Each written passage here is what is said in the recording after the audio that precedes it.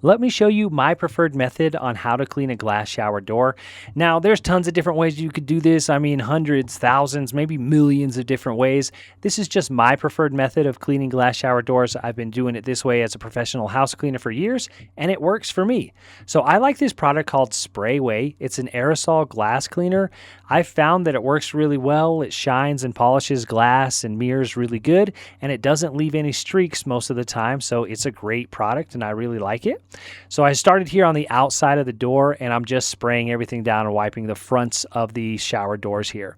Now, typically you're going to get most of the smudges and spots here around the handles where you're hanging your towels or opening and closing the door. The rest of the door is usually pretty clean, so here I'm just kind of spot cleaning. Now I'm going to get started on the inside of the doors. I'm going to spray them down with Sprayway, and then I've got a bucket of water. I've got a magic eraser here that I like to use, and then I've got my rubber gloves that I prefer. So nothing fancy here. So I'm going to start with the Sprayway, and I'm going to scrub down the inside of the glass shower doors.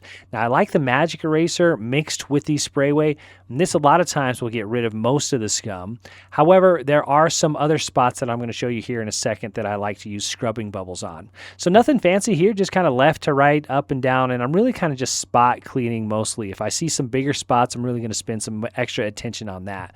Like here at the bottom of the glass shower doors, there's typically most of the soap scum that kind of builds up there.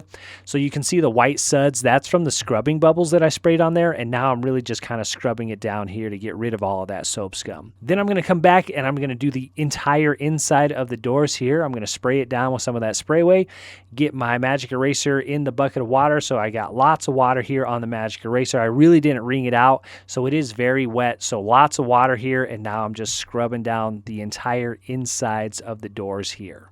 Left to right, up and down, circular pattern, whatever works to kind of get rid of the soap scum and spots that you're seeing here. And then I'm just going to continue on and do the other side of the door. Then when I'm all done here, this customer has a squeegee, so I'm going to utilize it here and go ahead and get off that excess water. I don't always have access to a squeegee. I typically don't bring one with me, but you can use the squeegee if you've got one. Otherwise, I just use an extra couple terry cloths. And speaking of the terry cloths, I like to use the ones from Costco. You can see, so real quick here, you saw me just wipe those on my arm. What I'm doing is finding a dry one, because when I'm drying here, I want to make sure that my towel is really bone dry, right? So I'm going to be, this is my drying phase, right? So again, back to the terry cloths, I just get them, I buy them in bulk. I get them at Costco or Sam's or something like that. You can get them online as well, but they're just white cloths and they're super cheap. They're like 30 cents a piece or something like that. So again, checking to make sure that this terry cloth is dry, and now I'm going to dry the inside of the door.